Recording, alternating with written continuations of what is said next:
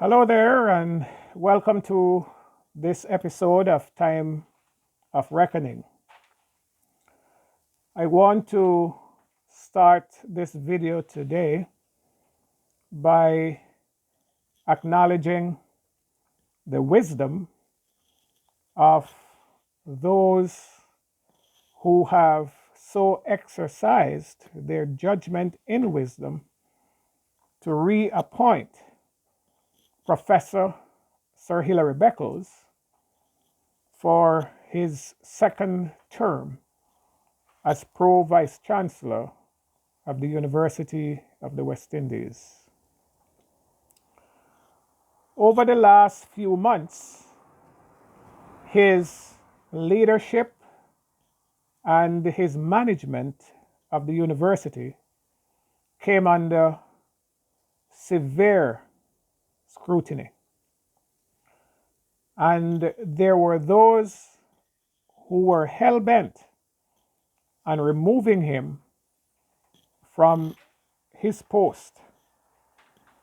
But good judgment seems to have prevailed, and in the end, he is retained as Pro Vice Chancellor of the University, or I prefer to say universities of the West Indies, because we know there are more than one campuses. I choose to stay out of the debate when it was at its peak. By now we would have remembered that a group of very eminent persons in the Caribbean, led by former CCJ Chief Justice Sir Dennis Byron, to put Hilary Beckles' tenure as Pro Vice Chancellor under the microscope. And they came up with some very stinging rebuke of Professor Beckles. Those who look at the evidence will come to their own conclusion. But sometimes I want to say this, that there is a biblical saying that all things are lawful, but not all things are advantageous. And there are some things that are advantageous that might not necessarily be lawful. So in other words, if you are looking at a set of information through the eyes of the law, you perhaps might very well see where some laws have been broken. But sometimes it is necessary, and there might be good reasons sometimes for breaking some laws or some rules. In fact, it is very widely known that the rule makers and the lawmakers are sometimes the biggest breakers. So understand that how you will. But I am just saying all of this to say, I am profoundly happy that Sir Hilary Beckles gets to finish his perhaps career in education as Pro Vice Chancellor of the University of the West Indies. Sir Hilary Beckles has made a sterling contribution to Caribbean universities and to the academia globally. Sir Hilary Beckles is no ordinary person. No ordinary person. When the final chapter about his life is written, he certainly is going to be ranked among the greats of all times. And I'm talking about people like Marcus Garvey, people like Webb Du Bois. We talk about C.L.R. James. We talk about Prime Minister Williams of Trinidad. and all the names of the great Pan-Africanists, when the final chapter is written, Professor Sir Hilary Beckles, his name is going to be right up there. In fact, I make bold to say that I would not put any of the names mentioned before as having done greater works than Sir Hilary has. You know, his work on the Slave Route Project, which is going to be very instrumental when the final chapter on reparations is written. Very instrumental. His putting together, along with Professor Shepherd of Jamaica, Vereen Shepherd, this great volume called African Slavery in the Atlantic, a very scholarly work that they have edited and put together. For years to come, we'll continue to benefit, persons who want to understand this African experience in Western world. And the work he is presently doing on reparation is just amazing. Lest we forget, in 2000, there was the World Conference in Durban, South Africa, the United Nations World Conference. That is said to be a world conference against racism, xenophobia, and related intolerances. And it was at that conference that slavery was officially declared a crime against humanity, and that there ought to be redress for such actions. There were two delegations from Barbados that were very instrumental in that conference. They were the NGO, and there was a Government of Barbados delegation. That delegation was supposed to be, the government delegation that is, was supposed to be led by the Deputy Prime Minister at the time, the Honorable Mia Mottley, who is now the Prime Minister of Barbados. But at the time, there were some structural adjustments in the government of Barbados, and she was appointed to a new post of Attorney General just about the time of the conference. And so she was unable to travel to South Africa, and Sir Hilary Beckles was appointed in her stead to lead the government delegation of Barbados to that conference. It was phenomenal. It was phenomenal. Little Barbados that punches above its weight did it again at that conference. When the delegation of Barbados, along with other like-minded members of other delegations, stood up to the racist policies of the United States, call out Israel for its apartheid handling of the Palestinians, and call out the British royal family and Western Europe for slavery and its evils and wickedness. Colin Powell, then United States Secretary of State, recalled the American delegation from that conference. That was a major blow. Not that Colin Powell recalled the delegation, but it's a major blow that he did it because of the Barbados delegation, both government and NGO. Yes. And so that was a master stroke on the part of Professor Beckles. Of course, Brother David Commission was right up there with Professor Beckles.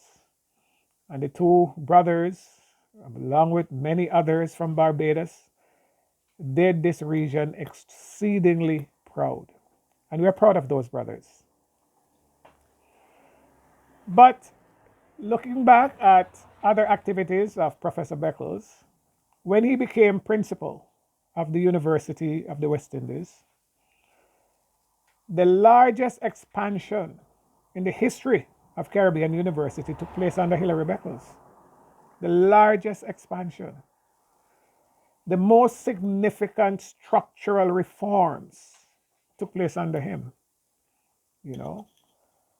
And one of the greatest achievements in my book was his insistence that by a certain time, there were supposed to be one graduate in every household on the island of Barbados. That was very, very outstanding a goal to set, you know. And so this brother has done outstandingly well. And he's not perfect. He's not perfect. And so if there are those who might want to use his imperfections as grounds for him not leading the university. But like I said before, I am very happy that, wisdom prevailed and he was retained. So kudos to all those who have participated in him retaining his post. But as usual, there are two countries in the hemisphere that were it left up to them, he would have been gone. He would have been a goner. Two countries. And if you were to guess which were the two countries, you would be surprised. You would be surprised that Jamaica is one of them. I leave you to research the other one. Jamaica is one of them. Were it up to the Jamaican authorities, so Hillary would have been gone. And if you check the status of Jamaica at the present moment, it is being run by the Jamaica Labour Party. And if you check the history of the Jamaica Labour Party, there are many dark and gray areas to it. Many dark and gray areas. Were it up to the Jamaica Labour Party, there would be no Caribbean Court of Justice. Do you know that? If it was up to the Jamaica Labour Party, Nelson Mandela would have died in prison. Did you know that? So there's something about the mindset of the Jamaica Labour Party that causes one to wonder, what's their motivation? What's really motivating them? Jamaica, nearly 60 years ago, almost you could say on the eve now of 60 years of independence. And this information is thanks to Professor Beckles, who recently shared across the region that when Jamaica, just a little before Trinidad and Tobago, but both of them will be celebrating their 60th anniversary this year. Jamaica first, led by Bustamante and Edward Seaga, they led a delegation to England to ask the British government, by extension, you could say the royal family, for help, financial help, to start out their independence, because Britain left them broke with nothing. And they were chased out of Britain unceremoniously. They were treated worse than dogs. And the Jamaica Labour Party continued to cozy up to that British royal family and keep standing in the way for years now of Jamaica becoming a republic. There's something about the Jamaica Labour Party that need explanation. Something about them. But thanks to Professor Beckles, I have learned that the Jamaica Labour Party, who went to England and were treated so unceremoniously, you feel more or less that they should be in the vanguard of those who want to get rid of the royal family as our head of state. They will have none of it. every time the other major party, the People's National Party, talk about republicanism, the Jamaica Labour Party talks about referendum. And whether you know it, yes or no, the people who are descendants of slavery, those of us who are living in these post-slave societies, who do not know much about our history, remain profoundly ignorant. And as a consequence of that, if you were to put it to a referendum, whether to remove the British royal family as head of state, you're surprised to know that those who want to remove her would lose if you were to put it to a referendum. Because that level of backwardness still exists in post-slave society. You know, for some reason, it is etched in the minds of black folks that the British royal family must be God sent. Yes. And the evils of that family to the black family is carefully never taught. Carefully never taught to the masses. In fact, when Professor Beckles divulges that information about the scornful treatment meted out to Jamaica when their officials went to Britain to ask for help, and you might ask why they went to ask for help. They went to ask for help because Britain raped Jamaica of trillions and trillions and trillions of dollars. And when they suck Jamaica dry, like they do the rest of the West Indies, and there was nothing left in it for them, they walked away. So they owe us big time. They owe us big time. Just think about the minimum wage in any country in the Caribbean. Think about the minimum wage.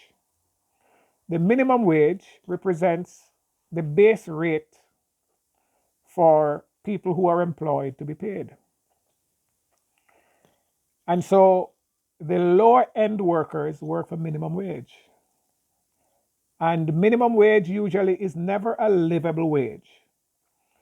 But whatever the minimum wage is, the lowest that you can think about in any island of the Caribbean, even Haiti, think about their minimum wage. And you multiply it by their population. So the lowest minimum wage, multiply that by the population of the country. It is said that the number of enslaved Africans number somewhere about 20 million. And just imagine 20 million persons working every day for over 200 years. It doesn't matter how meager the wage is. Think about how many trillions that amounts to. And Britain has extracted that. Britain has extracted that out of these regions and the other regions where they have, Africans enslaved. So it was pretty fair that these guys now pursuing the pathway of independence were to go to them and said, we need a start. We need a start. And these wicked bastards chased them away unceremoniously. But guess what? Later on, a few months later, Trinidad did the same thing. They went to Britain, they led a delegation and go and ask for a start. The treatment was the same. The treatment was the same. Little wonder no others tried it. Because the first two independent countries in the region was Jamaica first, and then Trinidad and Tobago. Of course, talking about the English-speaking Caribbean. Haiti were miles ahead, but their situation was even worse. Of course, they weren't enslaved to the British, but to the French. you know.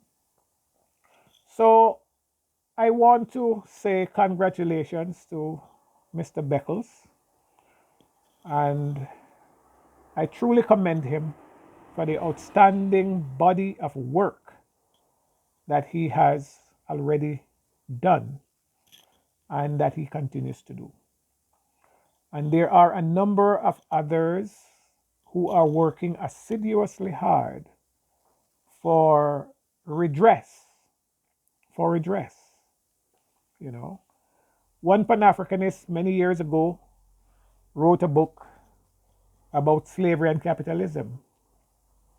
Walter Rodney wrote a book about how Europe underdeveloped Africa. These are great readings.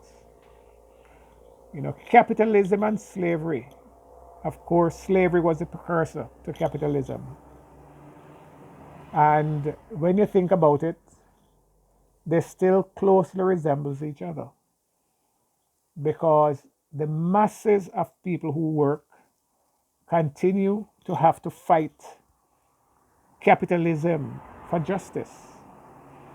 You know, people who work have to strike, march in the street, write placards with disgraceful words and statements on it just to get some level of redress for their concerns.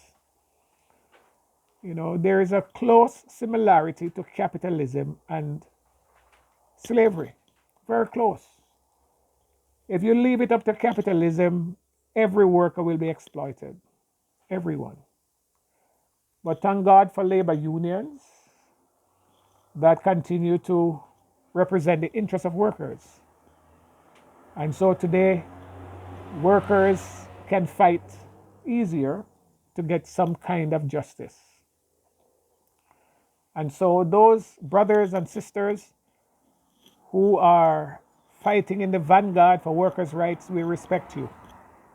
We do respect you. And those brothers and sisters who are standing in the forefront of the struggle for justice for slavery, we applaud you, we support you. Those who are fighting in the Black Lives Matter movement for justice for Black people, we salute you. We salute you. Our struggle is far from over. Far from over. And our academics and our intellectuals, for the most part, have let the race down. For the most part, our academics and our intellectuals have let the race down. And so we have to salute people like Hilary Beckles, who could have had a very comfortable and easy life anywhere, but choose to walk the walk where he is vilified daily just for a cause. And we truly salute that brother. And the many other brothers and sisters who are walking in the same vein, the same routine, same pattern of forward movement. We love you. We appreciate you. We pray for your success. We pray for longevity. We pray for your endurance. Let us all join hands and heart in keeping these brothers in our hearts, in our prayers, in our thoughts. And we say, long live those who are fighting the struggle. Join them. Join us. Do your part. Educate your children so that the struggle will become easier for us. Until the next time, thank you for viewing. Thank you for sharing the information. Thank you, those of you who are new subscribers, and those of you who continue to share the videos. Appreciate it. Let the dialogue continue. Until the next time, so long.